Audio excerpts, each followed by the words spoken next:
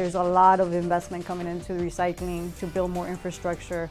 And then little by little, I think it's going to be easier to recycle and make it more also financially viable. So you see the business of recycling being economically viable? Yeah, absolutely. Because I think we need to decentralize recycling and waste management in general. That way we get more innovation as well. We keep progressing every year. I think everybody, all stakeholders are taking it seriously. Hi everyone, I'm Suzette Leboy, the editorial director for Opportunity Miami, and today we are joined by Michelle Salas with Lady Green Recycling. Thank you so much for joining us. Thank you so much for having me. So we're going to be talking all things recycling, the good, the bad, and the ugly, Okay, and everything in between. Talk trash. But exactly. But one of the things I wanted to start with more specifically is the economics of building a recycling business. You know, we think of recycling more of something that the government handles. We don't think of it as something that is an actual opportunity as an economic driver. So can you kind of give us the basics of how and why this is even a business? The reason why Lady Green exists right now is actually a lot of it is the trash pickups that we do. We do a lot of recycling as well, but economically it's tough to just get it going, just doing full recycling, especially in Miami, how we get a lot of contamination. There's not a lot of education yet compared to other states. It's been a challenge, but there's definitely a lot of opportunity. There's different models coming up. There's more interest from businesses and schools and communities in general to want to recycle. So we are a service-based company, meaning that the way we make business is offering a service. We don't rely on the commodity. We don't rely on selling, the material. And so, yeah, it's been good. You know, I want to get a little bit of how and why you started. I was reading that you were in corporate America, you were taking some classes, and something really sparked your interest in recycling. Can you run us through like the foundation and how it started? Sure. So in 2008, I was in commercial real estate, and I noticed there was a lot of businesses that weren't recycling, and when they were, there was a lot of contamination. And I knew since I was a teenager that I wanted to start a business, but I didn't know what type of business. I just knew it had to be something that would make a positive change, something I was passionate about. But it wasn't until 2010 when I went to graduate school that I took a class that they focused on the natural process of recycling. Scientists say that we should mimic nature's way of being sustainable because it's been able to sustain life for billions of years. That's the motivation, and that's what propelled me to finally launch the business 2 years later. But it wasn't until the beginning of 2013 that I was able to quit my full-time job, my part-time job, and make Lady Green Recycling a full-time. And so it's definitely been a journey, a lot of hard work, but it's great. It's great to see, and something that we desperately need, to your point, Absolutely. here in Miami. Yeah, because Miami has a landfill crisis that we're running out of space. So we have to divert this material through composting, recycling, and chemical recycling as well. We have to find other options too. So it's not just, I don't see it like as an option anymore. Recycling has been mandatory since I think 1992 in Miami-Dade County. You know, I do feel like there's been a lot more like conversations about this. Lots of pockets of communities are doing more educational outreach, for instance, like composting 101 and like what can and can get recycled, but I still feel like there's a lot that kind of gets overlooked or people just still don't understand. Can you say at least, let's start with something positive, like what is Miami getting right when it comes to either recycling or waste management? What are they getting right? That's a great question. The intention, finally they're starting to be more open-minded about it. The businesses, governments, they're more willing to listen, and that's a really important first step. Also, the recycling companies are taking this a lot more seriously too, because the light is on them now. And so I believe Waste Management, they're installing a almost $80 million recycling facility, state of the art, here in Pembroke Pines. And so that's really supposed to help also increase the recycling rates with more technology, automation. These companies are also trying to build more infrastructure domestically. That way we don't have to rely on sending our recyclables to China. These changes are coming. There's a lot of investment coming into recycling to build more infrastructure. And then little by little, I think it's going to be easier to recycle and make it more also financially viable, because we know in other states, other countries, that recycling has been successful. with recycling rates and even giving communities the rebate back. So you see the business of recycling being economically viable? Yeah, absolutely. There's a lot of recycling companies out there, even before it was popular, they're recycling a lot of materials, not just plastic too. All kinds of cardboard is a big one, commodities. So, and now I noticed too, there's a lot of more grassroots companies starting to come up because a lot of them are reaching out to us, asking like any recommendations or stuff like that. Something I didn't notice from years ago. So I think that's also good because I think we need to decentralize recycling and waste management in general.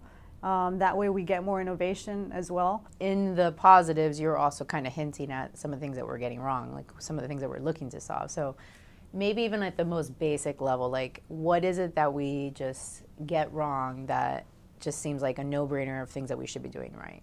I think in general, the community, they want to do the right thing. So they actually, a lot of them do the opposite. Like they think, you know, is this recyclable? I'm not sure. Let me put it in the recycling bin. Just in case, and they shouldn't be doing that because most of the time maybe it's not, and then you're just hurting the recycling process. It affects the machines. So yeah, can you explain like what the damage that's incurring? So like you're right, like pizza boxes, you know, are those recyclable? They are recyclable. And I always say that you can recycle the top part of the pizza box. There are some recyclers that say they won't accept the grease part, but there are other companies that are saying that, yeah, they'll take the whole pizza box. Again, also the recycling markets, depending what region you're at, they're different. What I recommend is that the individual should call their waste hauler and ask them directly. I do know that technically Waste Management, they have a recycling facility in Tampa, and they are capturing some of it, but not citywide. And they're even saying, depending where you're at, you know, they're not recycling. So that's something I always encourage. If you don't know, contact your property management or your hauler, and then that way you'll be clear on what's acceptable, what's not acceptable. And is part of the confusion also because there's so many municipalities and cities here? That's part of the problem, but I think the bigger problem is that nowadays there's so many different kinds of products now. Back then, we just had to worry about glass, you know, newspapers, aluminum cans. Now we have all kinds of products with different types of plastic material, like from soft plastics, shrink wrap, to flexible packaging. Recycling has not been able to keep up with so many of those different products coming in. But there are specific markets for it. Like we do accept hard to recycle plastics, like the shrink wrap, the plastic bags from like Publix, you know, those stretchy plastics, we do take that. But for residential recycling, that is not accepted in your residential recycling because that's what gums up the machines. And then that's where a lot of problems happen because it's wishful recycling. And so I always say, when in doubt, throw it out. Let's get back to the business then. Can you describe what the model is of your business, how big it is, what size it is, how much you're recycling? So we're currently servicing over 1,400 locations all the way from Homestead to Broward.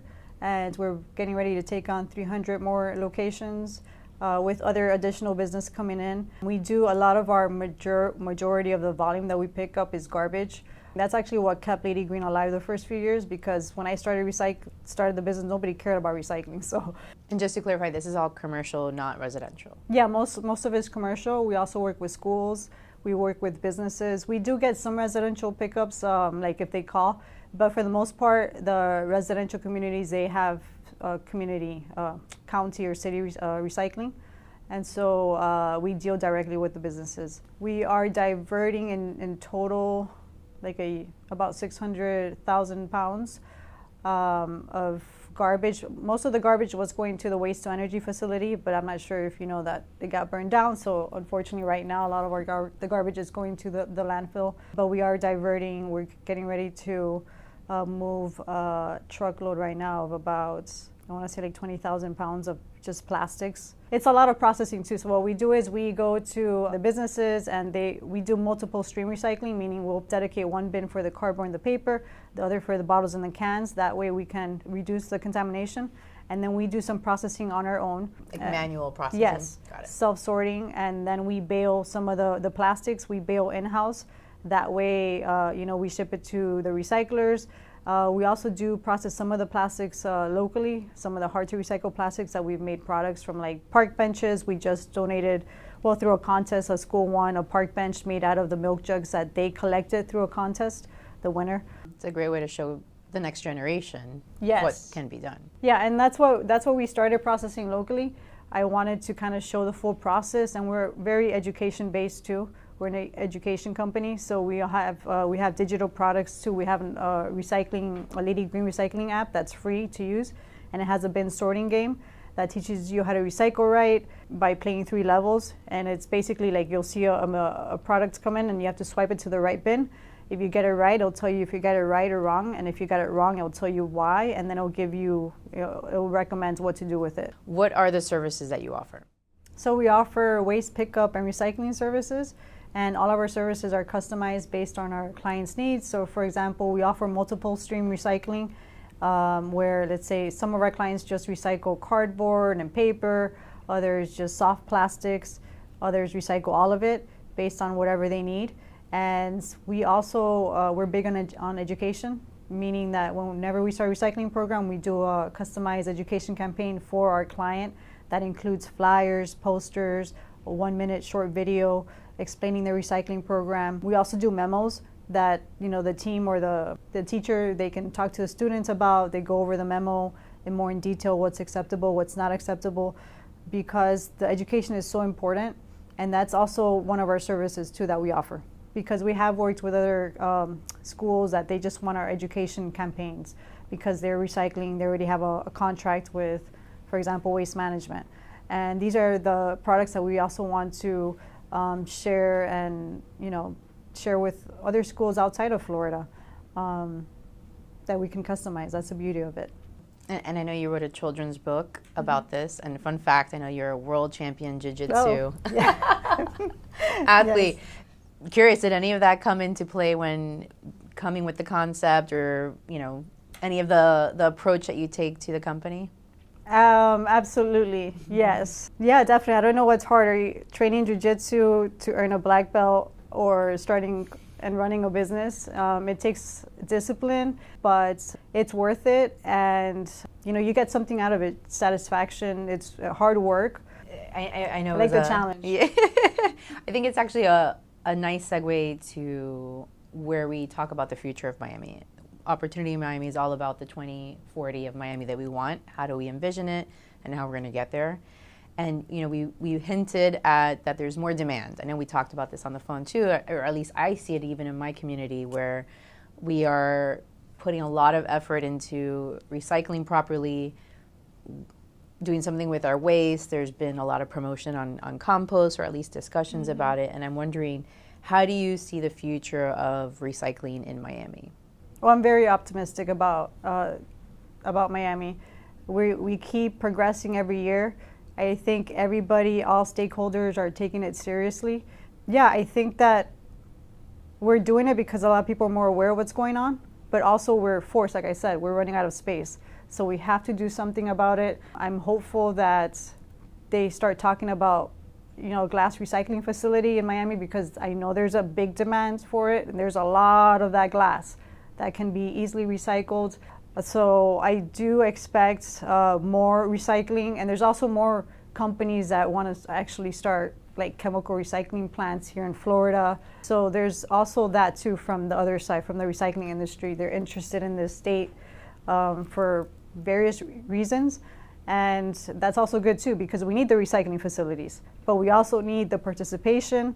And how we're going to do that? Through education. Also, inclusivity too is very important. A lot of these communities that don't have access to recycling or education, we need to get that there. We need to get the education there, because there's a lot of potential too. For example, giving rebates. Missed opportunities, yeah, of course. There's these reverse vending machines. I don't know if you got to see some of these reverse vending machines. I've been trying to get more in Miami that can give incentives, can give rebates back to people to recycle. So I've asked people in our neighborhoods, and some of the tough neighborhoods where you see homeless or just people hanging out, and I say, hey, if you pick up the aluminum cans, because there's like trash all over the street, and we pay you, they would totally do it. He's like, oh, this would be clean. And is that, in order for us to get towards a more sustainable future, obviously that we have to tie in recycling and waste management, because they're really tied, not just closely together. They're kind of the same thing, even though we think of it as separate. Am I phrasing this correctly? They're definitely in the same industry. So the companies are picking up your waste, they're also picking up your recyclables. Right. And it has to be also economically viable for them, which is why it's been a challenge for them in the past years. But also that's what we got to speak up. You're working directly with companies, but even just to, people at home kind of sitting down right now listening to this, what's like the main advice you'd give them for how we can get towards a more sustainable future when it comes to maybe recycling then? Well, when it comes to recycling, well, I always say, I mentioned the 4 R's, which is refuse, reduce, reuse, recycle. Recycle should be your last option. A lot of people hear about the reduce, reuse, recycle, but they don't hear the refuse part. And I think that's a very important part. That's where you can make the most impact, actually. Reducing your single-use plastic, refusing some of the single-use, and trying to do reuse, being less wasteful, not buying things you really need, because when you think about it, most of the things you buy, you're going to throw out in less than a year. And so imagine all that. So I would say you can make much bigger impact by refusing, reducing, reusing. And then there should always be that option to recycle.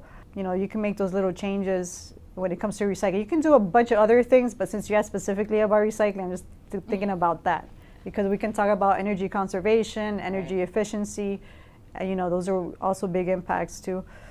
Yeah, it's a cumulative effort to get to where we want to be. Absolutely. Hopefully by 2040.